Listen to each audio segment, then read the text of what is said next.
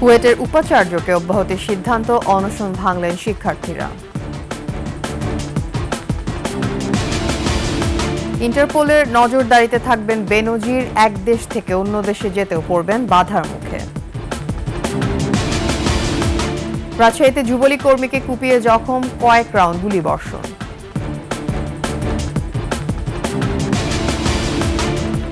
এক সপ্তাহের মধ্যে পাকিস্তানিদের ভারত ছাড়া সিন্ধু পানি চুক্তি স্থগিত করল দিল্লি।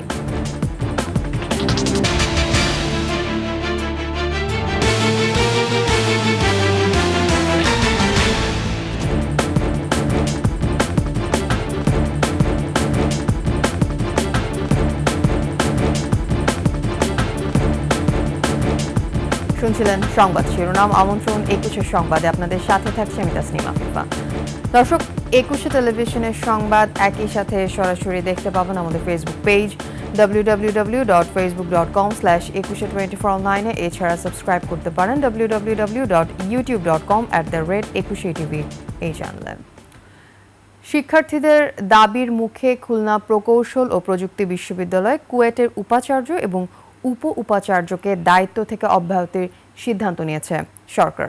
বুধবার রাতে শিক্ষা মন্ত্রণালয়ের এক প্রজ্ঞাপনে এ তথ্য জানায় বিশ্ববিদ্যালয় মঞ্জুরি কমিশনের প্রতিনিধি দলের সদস্যরা। একই সাথে শিক্ষার্থীদের জুস পান করিয়ে দীর্ঘ ৪৮ ঘণ্টার অনশন ভাঙান তারা। আশরাফুল ইসলাম নূরের তথ্যচিত্র, ডেস্ক রিপোর্ট। দর্শক, রিপোর্টটি প্রক্রিয়াধীন রয়েছে, হাতে আসা মাত্র আপনাদের দেখানো যাবে। চলে যাচ্ছি পরবর্তী সংবাদে। খুলনা প্রকৌশল ও প্রযুক্তি বিশ্ববিদ্যালয় ক্যাম্পাসে এই মুহূর্তে আছেন প্রতিনিধি আশরাফুল ইসলাম নূর, তার সঙ্গে যুক্ত হচ্ছে। নূর, আশা করি শুনতে পাচ্ছেন। নূর, এই মুহূর্তে ক্যাম্পাসের কি অবস্থা দেখছেন আপনি? আমরা এই মুহূর্তে আছি খুলনা প্রকৌশল ও প্রযুক্তি বিশ্ববিদ্যালয়ের ক্যাম্পাসে। আপনি একটু আগে যেটা বলছিলেন যে গত রাত ১টার পরে বিশ্ববিদ্যালয় মঞ্জুরি কমিশনের সদস্য doctor professor Tangier Uddin Khan তার হাতে জুস পান করে প্রায় ৫৪ ঘন্টার আমরণ অনশন ভঙ্গ করেছেন শিক্ষার্থীরা, এবং তাদের এক দফা দাবি মেনে নেওয়া হয়েছে। এবং আমরা জেনে থাকবেন যে ভিসি এবং প্রভিসির অব্যাহতির ঘোষণা দেওয়ার পরেই কিন্তু শিক্ষার্থীরা উল্লাস প্রকাশ করেছে, এবং শিক্ষার্থীরা কর্মসূচি দিয়েছে যে আজ বিকাল ৪টায় এই ক্যাম্পাস থেকে তারা আনন্দ মিছিল বের করবে। ইতিমধ্যেই কিন্তু শিক্ষার্থীরা হলগুলোতে আসতে শুরু করেছে। আমরা শিক্ষক সমিতির নেতাদের সাথে কথা বলে জেনেছি যে তারা শিক্ষক সমিতির নেতৃবৃন্দ এসে বৈঠক করে তাদের পরবর্তী করণীয় সিদ্ধান্ত প্রেস ব্রিফিং করে জানাবেন। আর শিক্ষার্থীরা বিকাল ৪টায় তারা আনন্দ মিছিল করেই কিন্তু তাদের প্রতিক্রিয়া ব্যক্ত করবেন আনুষ্ঠানিকভাবে। আমরা দেখতে পাচ্ছি যে ক্যাম্পাসে কিন্তু শিক্ষার্থীরা ইতিমধ্যে আসতে শুরু করেছে। আর ঘটনার সূত্রপাত কিন্তু ঘটেছিল ১৮ ফেব্রুয়ারি একটি রাজনৈতিক দলের লিফলেট বিতরণকে কেন্দ্র করে বহিরাগতদের সাথে কুয়েট শিক্ষার্থীদের সংঘর্ষের ঘটনা ঘটে। সেই সংঘর্ষের জের ধরে কিন্তু দফায় দফায় বিভিন্ন কর্মসূচি দিয়েছিল। সেই ৬ দফা কর্মসূচি থেকে গত এরা এক দফা কর্মসূচি এবং সর্বশেষ চূড়ান্ত পর্যায়ে এসে আমরণ কর্মসূচিতে এসে ভিসির পদত্যাগের দাবিতে অনড় ছিল। আমরা জানি যে গতকাল এসেছিলেন এখানে শিক্ষা উপদেষ্টা, বিশ্ববিদ্যালয় মঞ্জুরি কমিশনের তদন্ত কমিটির ৩ সদস্যের একটি টিম এসেছিল। সেই সব মিলে কিন্তু সরকার গত রাত্রেই প্রজ্ঞাপন জারি করেছে যে খুলনা প্রকৌশল প্রযুক্তি বিশ্ববিদ্যালয়ের ভিসি এবং প্রভিসিকে অব্যাহতি দেওয়া হয়েছে। আর এই অব্যাহতির মাধ্যমেই কিন্তু শিক্ষার্থীদের যে আন্দোলন, সে আন্দোলনের জবনিকা ঘটেছে, এবং জুস পান করে গত রাত ১টার সময় বিশ্ববিদ্যালয় মঞ্জুরি কমিশনের যিনি ছিলেন এখানে তদন্ত টিমের প্রধান, তার হাতে অনশন ভঙ্গ করেছেন শিক্ষার্থীরা। আর বিকাল ৪টায় কিন্তু শিক্ষার্থীদের একটা বড় জমায়েত হবে বলে শিক্ষার্থীদের সাথে কথা বলে জানতে পেরেছি আমরা। কুয়েট দুর্বার বাংলার সামনে থেকে এই ছিল সর্বশেষ। আফিফা। আশরাফুল ইসলাম নূর, আপনাকে ধন্যবাদ। দর্শক, খুলনা থেকে আমাদের সঙ্গে যুক্ত হয়েছিলেন প্রতিনিধি আশরাফুল ইসলাম নূর। এদিকে রাজশাহীতে রবিউল ইসলাম নামে এক যুবলীগ কর্মীকে কুপিয়ে জখম করেছে দুর্বৃত্তরা। এই সময় দুর্বৃত্তরা কয়েক রাউন্ড গুলিও ছোড়ে। বুধবার রাত ৯:৩০টার দিকে নগরীর পঞ্চবটিতে এই ঘটনা ঘটে। আহত রবিউল ইসলাম ৩০ নম্বর ওয়ার্ড যুবলীগের অর্থ সম্পাদক। পুলিশ জানায় রবিউল রাজশাহী বিশ্ববিদ্যালয়ের শিবির নেতা নোমানি হত্যা মামলার আসামি। বোয়ালিয়া মডেল থানার ভারপ্রাপ্ত কর্মকর্তা মোস্তাক হোসেন বলেন, রাত ৯:৩০টার দিকে একদল দুর্বৃত্ত দুটি মোটরসাইকেলে এসে রবিউল ইসলামের উপর হামলা চালায়। এই সময় কয়েক রাউন্ড গুলি চালায় তারা। পরে আহত রবিউল ইসলামকে উদ্ধার করে রাজশাহী মেডিকেল কলেজ হাসপাতালে ভর্তি করানো হয়।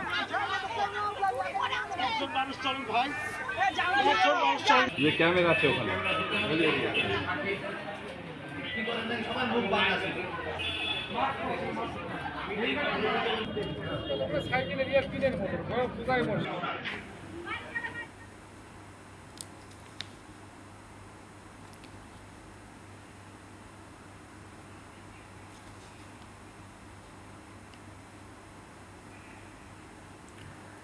শিক্ষার্থীদের দাবির মুখে খুলনা প্রকৌশল ও প্রযুক্তি বিশ্ববিদ্যালয় কুয়েটের উপাচার্য এবং উপ উপাচার্যকে দায়িত্ব থেকে অব্যাহতির সিদ্ধান্ত নিয়েছে সরকার। আশরাফুল ইসলাম নূরের রিপোর্টটি আমাদের হাতে এসে পৌঁছেছে, রিপোর্টটি দেখুন।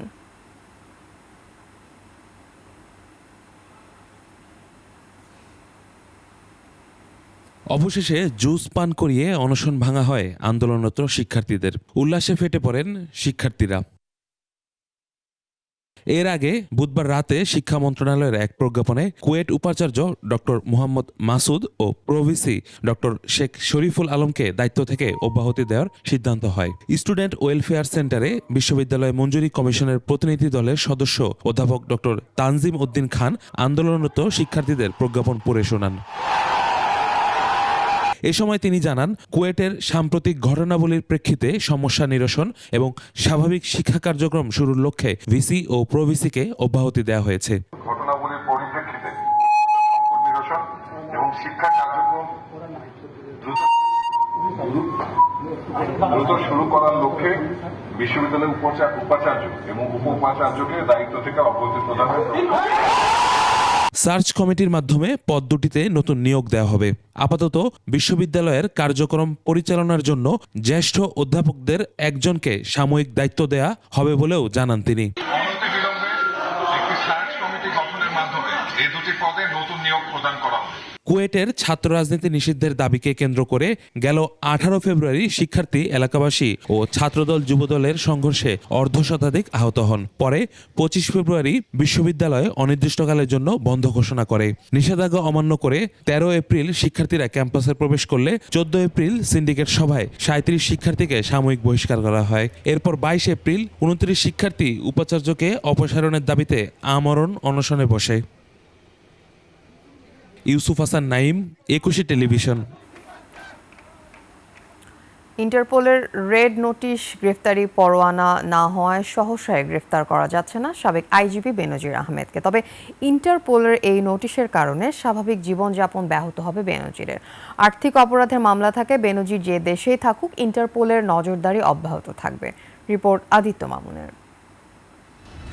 গেল 54 বছরে 63 জন বাংলাদেশের বিরুদ্ধে ইন্টারপোলে রেড নোটিশ জারি হয়েছে, যার মধ্যে পুলিশের সর্বোচ্চ পদে প্রথম কোনো ব্যক্তি হিসেবে নাম এলো বেনজির আহমেদের।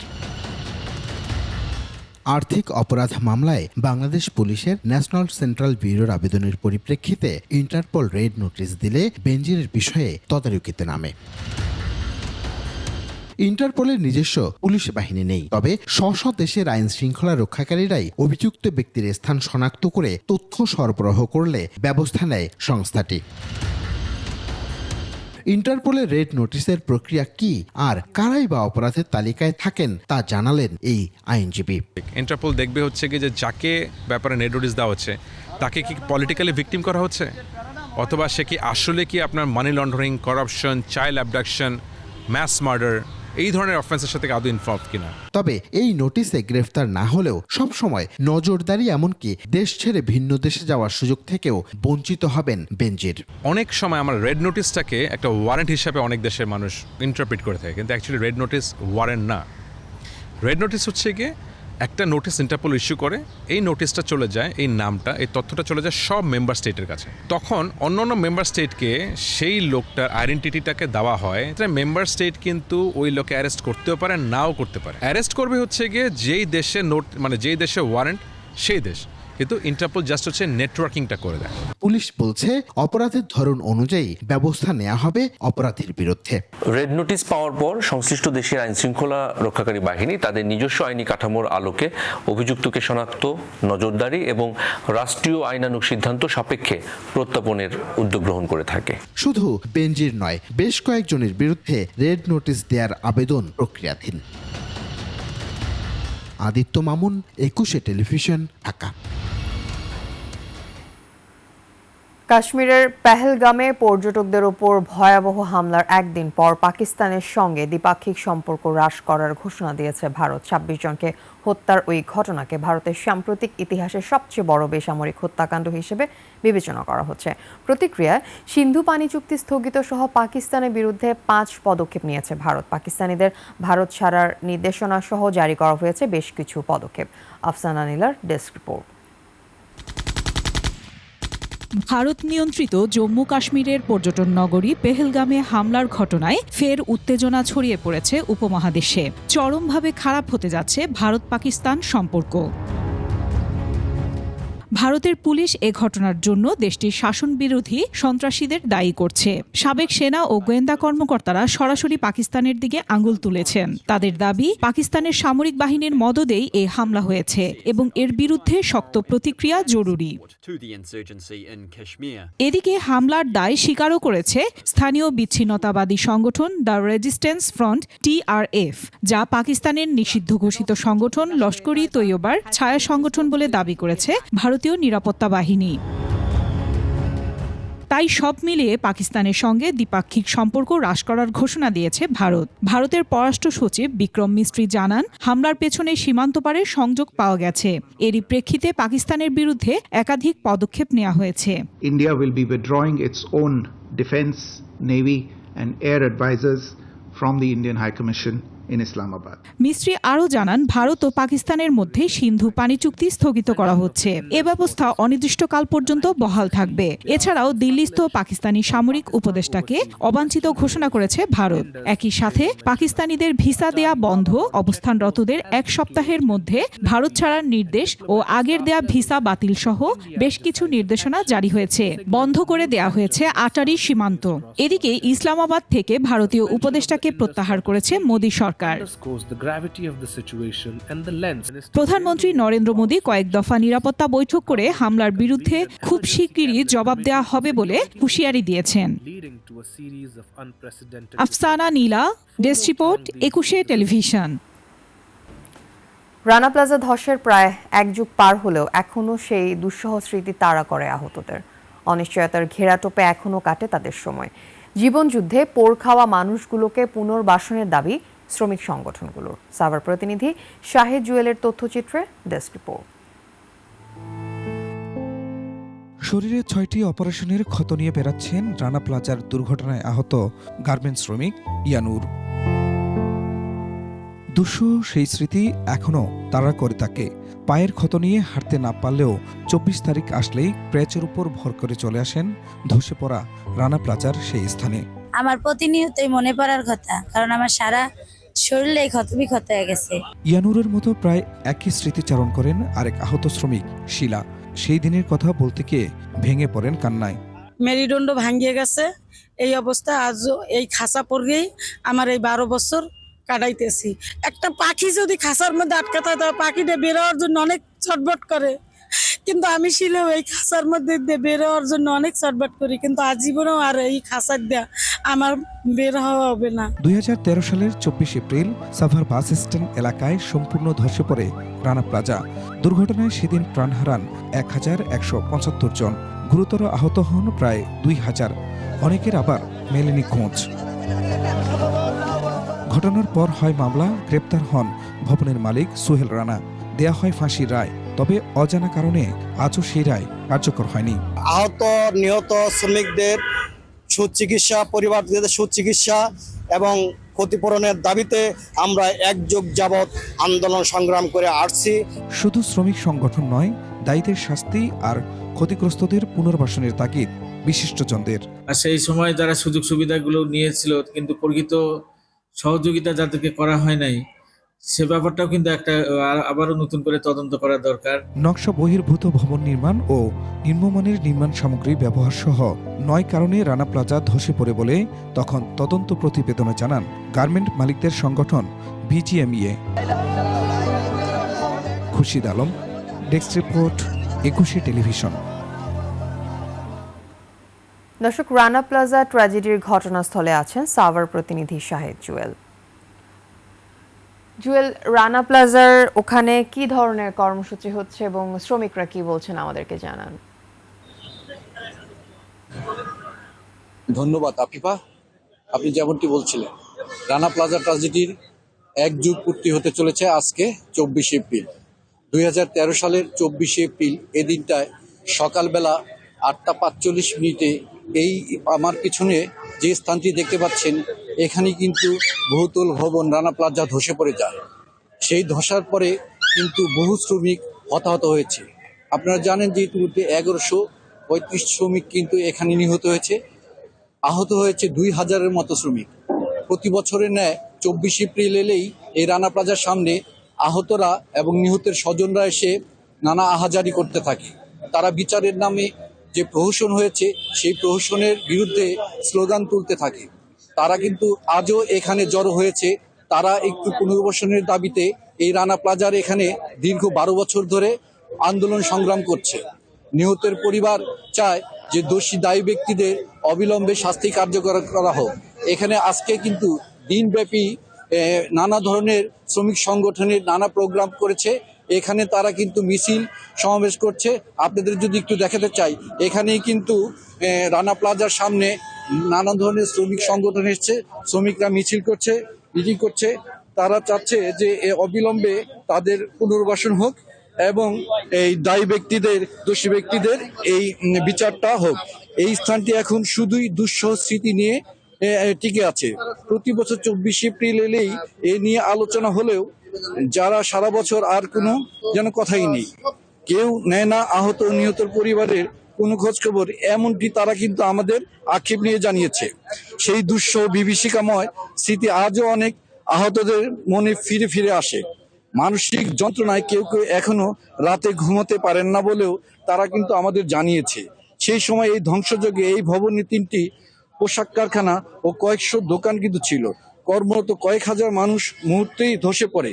আজকে কিন্তু সেই স্মৃতি নিয়ে আজকে নানা শ্রমিক সংগঠন তারা এখানে বিভিন্ন কর্মসূচি দিয়েছে। আপনারা জেনে থাকবেন যে এখানে কিন্তু নানা রাজনৈতিক সংগঠনের নেতাকর্মীরাও এখানে আসবে, তারাও তাদেরও প্রোগ্রাম দিয়েছে। তারা এখানে সমাবেশ করবেন এবং বিচারের দাবি করবেন সংশ্লিষ্টদের কাছে।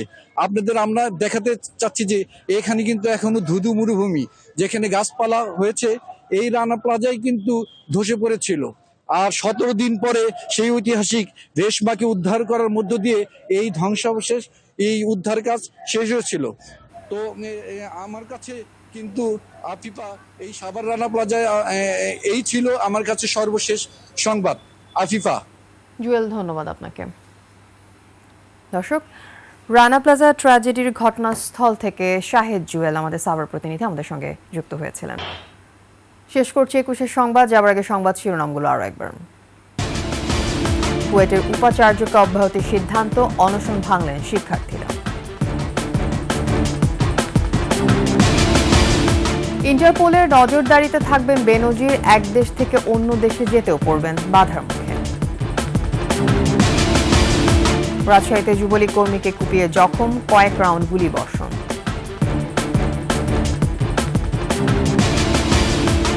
এক হপ্তাহের মধ্যে পাকিস্তানিদের ভারত ছাড়া সিন্ধু পানি চুক্তি স্থগিত করল দিল্লি।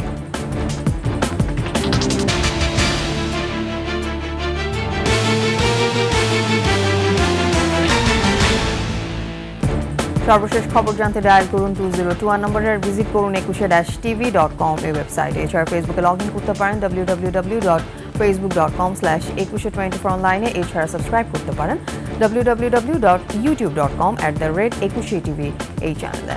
এতক্ষণ সাথে থাকার জন্য ধন্যবাদ। আমাদের পরবর্তী সংবাদ বেলা 11টায় দেখার আমন্ত্রণ রইল। 21-এর সাথে থাকুন।